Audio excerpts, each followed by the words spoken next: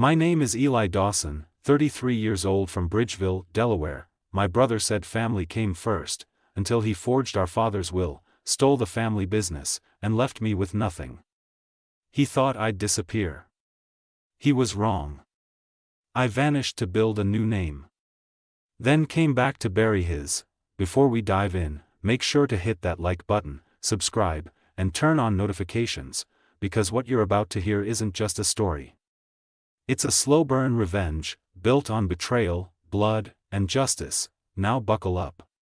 Because this one gets personal. Growing up on the Harper farm just outside Bridgeville, Delaware, loyalty wasn't a choice, it was our way of life. My father, Thomas Harper, built Harper's mill timber from the ground up, carving every beam and cutting every board with his own hands. Our farm sat tucked between fields of soy and corn, with the mill's rust-colored rooftop rising above the trees like a weathered crown. It wasn't much to outsiders, but to us, it was legacy. My brother Samuel and I were raised to protect it. Dad always said, "Boys, money can be lost. But your name? That's forever. Blood over bills." Back then, I believed him. Samuel was 3 years older, sharper with words, better with people. He could sell a walnut post to a pine farmer. I was more comfortable working the machinery, fixing engines, hauling timber in the dead of winter. We made a good team. He handled the office, I kept the mill running, or so I thought. Things changed in the months leading up to Dad's death. Subtle at first. Samuel became secretive, making quiet phone calls behind closed doors. He'd show up late to family dinners, brushing off questions with a tight smile and vague answers. Even Dad noticed. I caught him staring out at the fields one evening, whiskey in hand, saying, "Sam's chasing something. Something bigger than us." I didn't press it. I figured it was just the pressure of keeping the business alive in a world that didn't care much for family-owned anything anymore. Then came the accident. Dad was found off Route 13, down an embankment near the Nanticoke River. They said he must have fallen asleep at the wheel, swerved, and flipped the truck. Closed casket funeral. No autopsy, just a whisper of a prayer and a rush to bury him. Samuel handled all the arrangements. I barely had time to grieve before the will was read, and that's when the world truly tilted. Dad's will, at least the one Samuel brought to the lawyer, left everything to him. The mill, the land, the equipment, even the family house. I wasn't just left with less, I was erased. He made changes a couple months before the accident, Samuel said, like he was discussing the weather. Said it was best to consolidate things. I couldn't speak. My throat closed, and I just stared at the paper, the dry ink of my father's signature mocking me. That night, I stood out by the old woodshed where Dad used to sharpen his tools. I lit one of his cigars and sat in the dark, trying to make sense of it all. That's when I remembered the last conversation I'd had with him, a phone call just days before the crash. "Something's wrong, son," he'd said. "We need to talk. Face to face." But we never got the chance, and in that silence, something inside me changed, the belief that blood came before bills. That died with my father. And in its place, something colder started to grow. I didn't cry at the reading of the will, not because I wasn't grieving, I was. My hands were still stained with engine grease from shutting down the sawmill after Dad's death, and my chest felt hollow, like someone had scooped the marrow right out of my bones. But when that lawyer cleared his throat and opened the manila envelope, grief gave way to disbelief. Everything, was left to Samuel. The land, the house, the mill, the trucks, the equipment. Even Dad's old hunting rifle collection. My name wasn't even mentioned, not once. I sat there, frozen in one of those stiff office chairs in the back of Thompson Hale's law office in Georgetown, as Samuel leaned back like he already knew the outcome. His expression didn't flinch. He just nodded slowly, almost somberly, like he was pretending to be surprised. But I saw it. That flicker in his eyes. He knew. The lawyer, Mr. Hale, barely looked at me when I asked, "Are you sure this is the final version?" He gave me the kind of smile people reserve for stray dogs and dumb questions. Signed, witnessed, and notarized. Dated 2 months before your father passed. 2 months.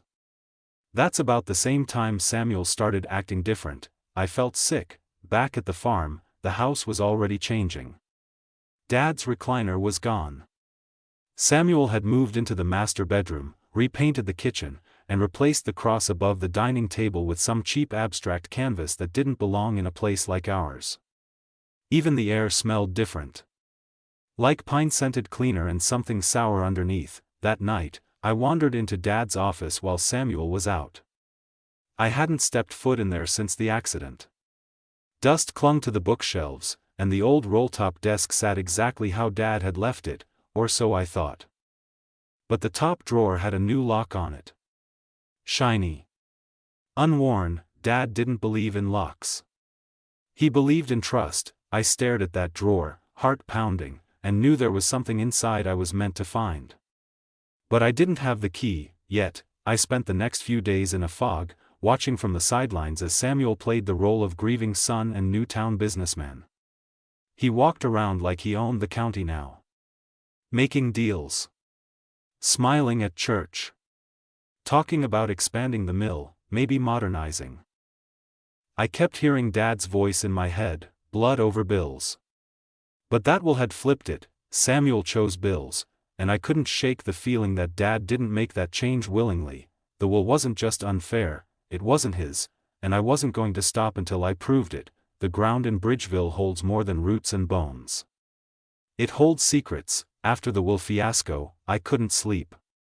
I kept hearing Dad's voice from that last phone call. Something's wrong, son. We need to talk. Face to face. He never sounded like that before, scared, like someone was breathing down his neck, but we never got that face to face.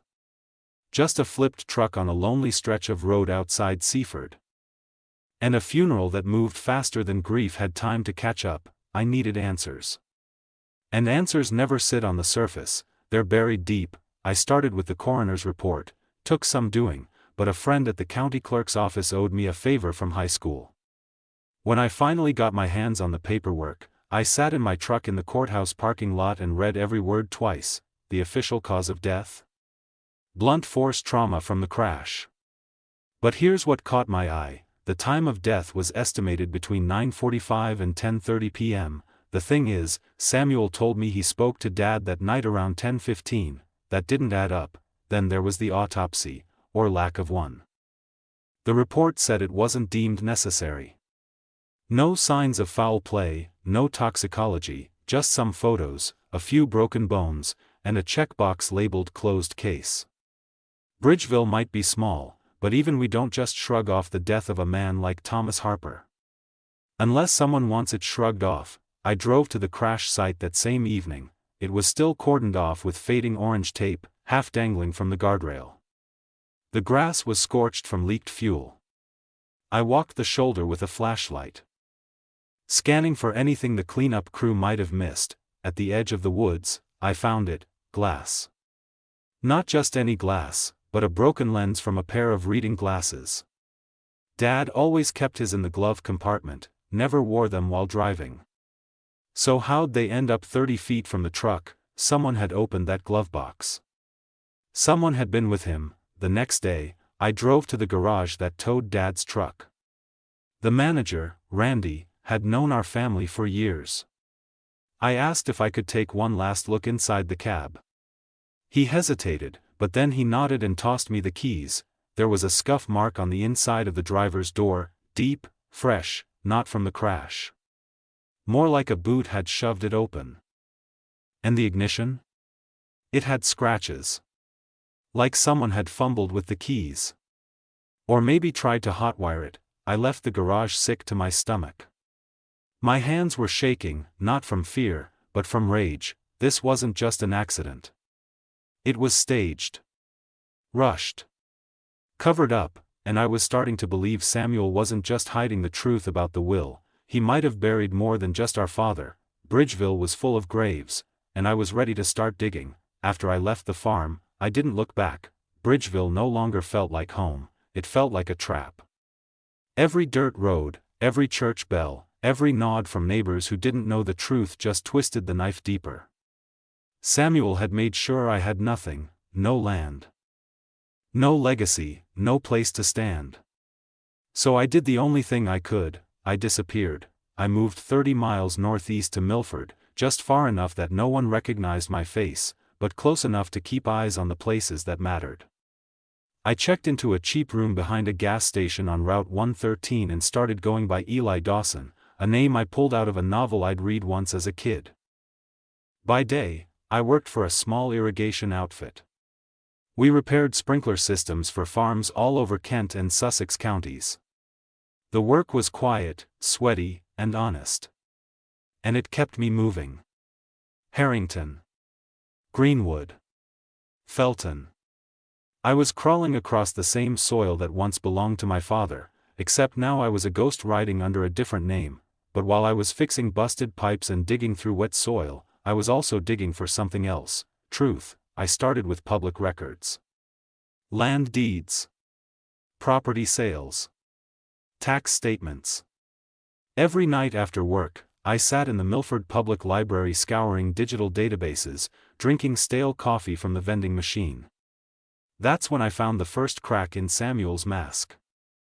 2 weeks after Dad's death, Samuel had transferred ownership of a 12-acre timber plot to a shell company out of Dover, Deldev Holdings. The signature on the documents? Not Dad's, not even Samuel's. Just the name of a corporate officer that didn't seem to exist anywhere else. That land was worth at least $600,000. And it vanished like smoke. Then came the bank statements, indirectly, of course. I knew a guy who worked for an HVAC company that serviced First Sussex Bank. With a little cash under the table and a shared hate for corporate suits, he got me a copy of a deposit receipt. Samuel had funneled nearly $500,000 into a personal offshore account less than a month after the land sale. He was selling off Dad's legacy, piece by piece, but I wasn't just watching him, I was watching everyone around him. The lawyer who read the will? He had 2 ethics complaints from previous clients swept quietly under the rug. The nurse Samuel married? She had ties to a malpractice case at her last job in Newcastle County, which had mysteriously settled before it hit court. They were all part of it. Dad didn't just die. He was removed, systematically, legally, and financially. I wasn't ready to confront Samuel yet. Not until every domino was in place. Revenge rushed is revenge wasted. I would wait. I would plan, and while Samuel grew comfortable behind his stolen empire, I worked in silence, because exile isn't defeat, sometimes it's the calm before the storm. Her name was Mary Ann Lowe. When she first came to our home, she wore soft colors and spoke in a calm, professional voice. Dad had hired her after his second minor stroke, said she made him feel human again. She cooked for him, helped with his meds, even sat with him during Sunday football. She was there every day for 6 months. She knew where the pain was, where the pills were, where the documents were kept, and then, 6 weeks after his funeral, she married my brother. I tracked her down through the state nurse registry. She'd moved with Samuel to a newer, fancier house on the outskirts of Rehoboth Beach. Ocean breeze, modern furniture, and not a trace of the man she helped bury. But I didn't go knocking on the front door. Instead, I left an anonymous voicemail, using a burner number. I said I needed to speak to her about a job, private care for a family member with money. It was vague enough to catch her interest. We met at a roadside diner off Route 9, halfway between Rehoboth and Georgetown. The kind of place where the waitresses still call you hon and the booths stick to your jeans. She showed up in oversized sunglasses, hair tied up in a tight twist. Even in casual clothes, she looked like she was playing a part. I slid into the booth across from her, my phone recording from my coat pocket. I thought you were someone else, she said with a strained smile. Yeah, I replied. You probably get that a lot. We danced around small talk for a bit, her time in nursing, the stress of caregiving, how she met Samuel through coincidence. But her eyes kept drifting to the clock. She was nervous, so I pushed. I'm curious, I said, leaning in, did Mr. Harper ever seem confused near the end? Did he talk about changing his will? Her face twitched, just for a second. What? You know, I said casually, sometimes older patients get paranoid. Think people are after their money. Ever happen with him? She laughed, but it was brittle. He trusted us. Did he know Samuel and you were seeing each other before he died? That's when the mask cracked. She reached for her coffee with a trembling hand and muttered, "Look, you don't know what it was like." He needed guidance. He wasn't well, mentally, emotionally. Guidance? I repeated. Or pressure. She went quiet, then she said something I'll never forget. He didn't even want the mill anymore. He said it was a burden. Samuel just helped him let go. Let go, that's what you say when someone's holding a knife at your back. I left the diner with a half-empty plate of pancakes and a phone full of confirmation. They had manipulated him, mentally, emotionally, maybe even medically. They wore white gloves while they gutted him, but I wasn't mourning anymore. I was building a case, and this was the first real blade I could drive back. Revenge isn't loud. Not if you want it to work. It starts in silence, moves in shadows, and burns slow, like coals smoldering beneath the floorboards. That's how I plan to bring Samuel down. Not with fists or fury, but with erosion. Quiet. Steady, and permanent. I started at the edges, where no one looks until it's too late. Samuel had expanded the mill after Dad's death, adding new machines, cutting staff, and taking contracts beyond our county. But expansion means exposure. And exposure meant weakness. I knew every supplier he used. Dad had kept handwritten ledgers locked in his old desk. And now that I was Eli Dawson, a nobody with a clipboard and an alias, I used that knowledge. I began filing anonymous complaints with the Department of Natural Resources and Environmental Control. Said there were chemicals leaking from the mill into the creek behind the timber line. Added a photo I'd taken on a stormy day, where the runoff looked suspiciously dark, helped along by some food coloring and timing. Next came OSHA. Said one of the new machines didn't have proper safety guards. A buddy from my irrigation crew agreed to pose as a concerned former employee. They shut that line down for an inspection. A week's delay turned into 3, contracts slipped. Clients called. Samuel scrambled. I didn't stop there. I reached out to suppliers posing as an investor doing due diligence on Harper Timber. I hinted at financial instability. That maybe their invoices would sit unpaid. A couple panicked and pulled back, demanding full payment before the next shipment. His workflow slowed. Orders backlogged. Workers gossiped. A few even walked off the job, and all the while, I was watching, driving past the mill at night, headlights off, seeing the porch light stay on later and later at Samuel's big Rehoboth house. I imagined him pacing the living room, trying to fix what he didn't realize was already broken. Still, I kept my fire small, no explosions. No confrontations, just rot. The same kind he planted in our father's name. Then I leaked an internal memo I forged, made it look like Samuel was planning to lay off half his workers and outsource to a processing plant in Maryland. I dropped it anonymously in the mailbox of the local paper, the Sussex Chronicle. They ran a small blurb. That was enough. The town turned cold. Farmers pulled out of contracts. Even the pastor stopped shaking his hand on Sundays. It was beautiful. Samuel still didn't know I was behind it. That made it sweeter. Every blow was clean, precise. My fingerprints wiped away with the same care he used to erase me from the will, but I wasn't done. No, this was just the foundation. Revenge, if you rush it, fizzles out. But if you feed it slow, patiently, methodically, it burns hot and clean, and Samuel Harper had no idea he was already standing in the fire. By the time I stepped into the role of the investor, Samuel was already sinking. His books were bleeding red. Suppliers were bailing. Half the town whispered about environmental violations and fake layoffs. The mill was a hollow echo of what it once was, just like Samuel. I watched from afar as his suit got a little more wrinkled, his smile a little tighter, his posture a little more desperate. That's when I moved in. I formed a shell company out of Wilmington, Baywind Acquisitions, complete with a fake website, burner phones, and an address tied to a rented mailbox. I played the part of Grant Beck, a regional investor with interest in timber and legacy operations in rural markets. We made contact through a third-party broker, someone I paid to keep my name clean and my face hidden. The message was simple: we want to buy Harper Timber, fast. Samuel was cautious at first. Said he wasn't interested in selling, said the business was just in a transition phase. But money speaks louder than pride, especially when the bank is breathing down your neck. A week later, he asked for a meeting.